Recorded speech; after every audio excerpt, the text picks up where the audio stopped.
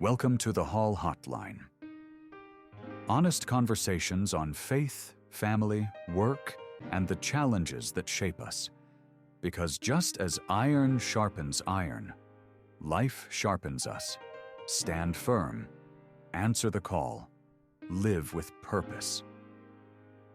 All right. Good morning, party people. Today is Wednesday. What is it? May 10, 11, 12, 13th? 13. Oh, man. Lucky 13th. Wait, that's Friday. Today's Wednesday the 13th. I don't know if it counts. It's still lucky. All right. So today, if you've been joining us this week, we got a special guest host in the studio, my good friend Ryan from church. And so he loves music like I do. And we've been talking about music this week. We talked about some songs, Pat Green, Wave on Wave, Evanescence, Bring Me to Life. And then, so yesterday we talked about Johnny Cash. Mm-hmm.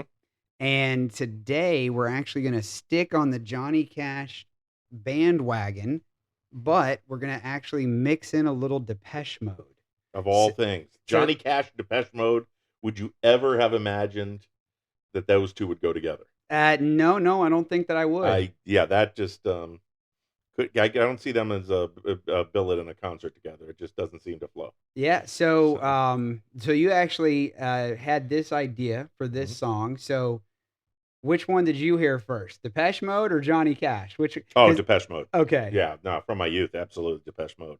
But what was interesting when we were talking the song we talked about yesterday, The Man Comes Around, when I started looking at the lyrics on that, and of course, obvious biblical tones in that one, I mean, purely right out of Revelation.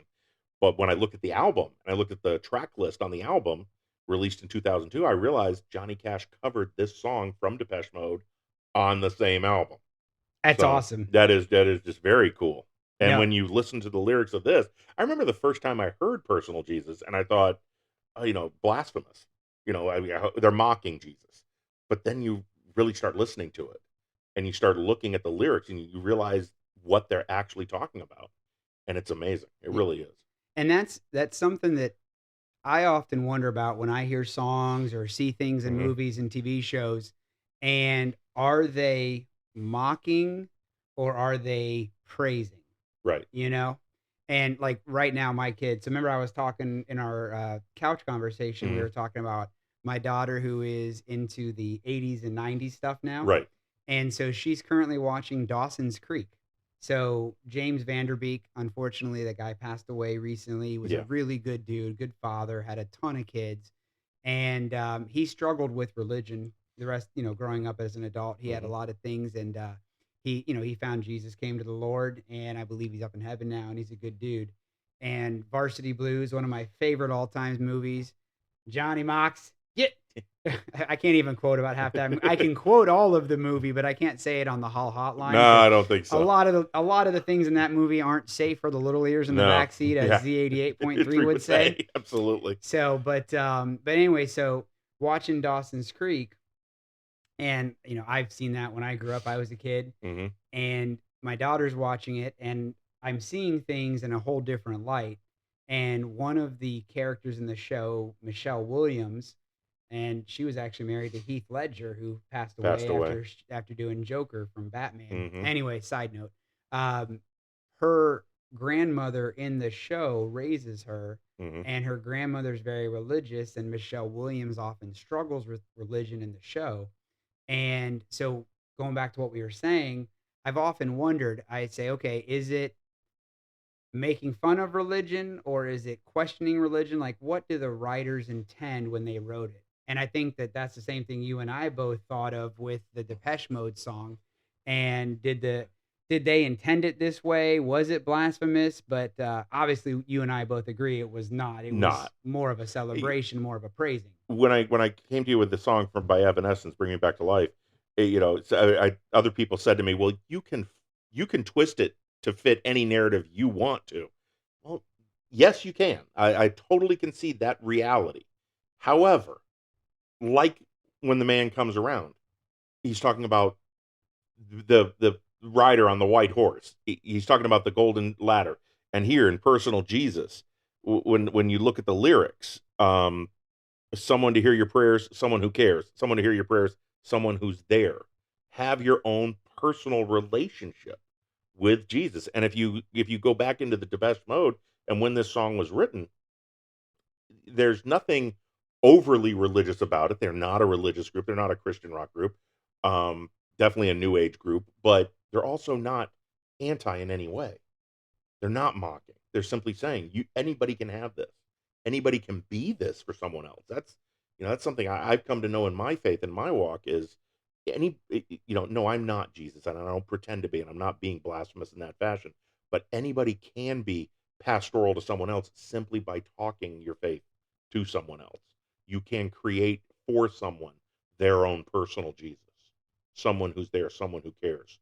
So, and that's really what the song says. And we are, as followers and as believers, we are charged with being as close as we can to acting like Jesus would act, so that other people can see Jesus through us. One of Jesus' commandments, be ye therefore perfect, even as your Father in heaven. So, yes, we are tasked with that. Absolutely. But also scripturally, for all have sinned and come short of the glory of God. We're still working on it. Yeah. I'm a work in progress. We'll be for a long time. I'll be till the day I'm done a work in progress. Till I get, till my time card is punched and I get called home, I will be a work in progress. Absolutely. Yeah. But, and I can only do the best I can with the works I've got. There's a televangelist, a guy named John Hagee, always ends his scriptures with, and I've told you all of this, I've taught you all of this, and I may be wrong. I may very well be, but what harm have I done? I've lived a good life. I've been a decent husband, a decent father. I've been a decent member of my community. That's the harm. That's the worst that I've done. But what if I'm right? It's one of the things, and we talked about this on our couch conversation. I've gone to a lot of sales trainings. And one of the sales trainings that's always stuck with me is something called the KISS method. Keep it simple, stupid. Yep. And I'm the stupid, so I'm going to keep it simple, right? Absolutely. And in the most simplest of terms, breaking it down into a pro-con checklist. Now, this is not how I advocate having your faith be grounded, but for those of you that are scientists or analysts or have to, go down to the brass tacks of things, make a pro-con list. If I believe in Jesus and I believe he is the Lord and my Savior, and I live like Jesus lived, at the end of time, when I die, I am either going to wake up in heaven or nothing. Right. And so if I, on this, make our pro-con XY axis checkbox, right? The worst case scenario is that there is no afterlife and that this is all we have. And then in that worst case scenario, I led a pretty darn good life. I loved a woman. I raised children. I gave back to my community. I helped people in need. I tithed not only my money, but my time. It's the first 10%, but really it's your first and best. That's what you have to bring to the Lord. And if your first and best is your time, if time is what you value the most and it's not money, you give your time back. Right. And the other side of that pro-con, XY axis graph, if I'm right and you're wrong and you did not believe, what's your worst case scenario? Well, Johnny Cash, burning ring of fire. Yeah. So if you're a gambling person, what odds would you gamble on? Are you going to gamble eternal salvation because you think you're right and there's nothing there when the risk is so great? And again, this is not why I'm advocating faith or anything, but there are some people that are left brain or right brain or whichever brain it is, and this might make sense to them, that, well, given the odds, yes, no, yes, no. Well, looking at the lyrics of this song, when you look down the line a little bit, feeling unknown and you're all alone, flesh and bone, by the telephone, lift up the receiver, I'll make you a believer, I will deliver. So if you have That's nothing, preaching right there. it literally That'll is. preach. If your faith is founded in nothing, if after life on earth there is zero in the void, you have nothing to fear. But again, gambling man, what if I'm right and I do believe in an eternity with my Father? I do believe in sitting at the right side of Jesus. I do believe in streets paved in gold. I do believe in eternal peace and joy. And I'm right. Then you're going to live in hell if you don't take the chance. It blows my mind that even to people that say they are certain there is no afterlife, why take the risk? Right. There was a guy that passed away recently, and he was kind of a controversial figure towards the end because he made some comments and, the political stage that our country is in at this time, and he was canceled and all these things. But all of that aside, before he died, at the end of his life, it was the guy that created, I think, the Dilbert comics or Peanut comics or something. One of those comic strip guy, right? Scott something. I can't remember his I name. think it's Dilbert, yeah. Yeah. So so you're probably familiar with this. So he said that he changed his life towards the end of his life to be a follower in Christ because he looked at all of the options and there was no better alternative. And guys, I don't think that's a wrong reason to do it. I mean, no matter what the reason is, if you come to Christ, you come to Christ. It doesn't matter. It doesn't matter to Christ what your reason is. You got to realize he wasn't the only one hanging on a cross that day. One guy mocked him. One guy said, "This man is innocent. I believe in you," and he gave him said, salvation. You're going to be the first person in heaven with me. Yes, today you will be with me in heaven with my Father. Yep. So faith alone. And simple fact. I love the telephone here in this song. Yes. That's the Hall Hotline. We always say, answer the call when Answer the phone call. rings. And Absolutely. who knew it was a Depeche Mode and Johnny Cash, And there's actually something else, that one of the other lyrics that I think is great, and it segues into a little story. And at church, our pastor actually talked about this recently. So reach out and touch faith. Reach out and touch faith. And now the Depeche Mode song, it hits a little different. Reach out and touch faith. Yeah. And so everybody, that's my off-key singing of the day for you. But so there's a story in the Bible, in the Gospels, and it talks about a lady who has, to try to keep it not as graphic, she's been bleeding for 12 years, a woman's time that lasts for so often, But obviously an affliction with her, an illness. She's had an illness, and, modern science technology, we probably have different ways we would address this. But back then, she was an outcast. She was a pariah. Absolutely. They wouldn't let her. She was unclean and unholy. They wouldn't let her come worship in service. Right. And you wouldn't let her come into town. No, she's a barbarian. Like, they're keeping her, detached from everybody. Yes. Imagine a dozen years, over a decade, no human touch, no interaction. No. Like, absolutely blows my mind.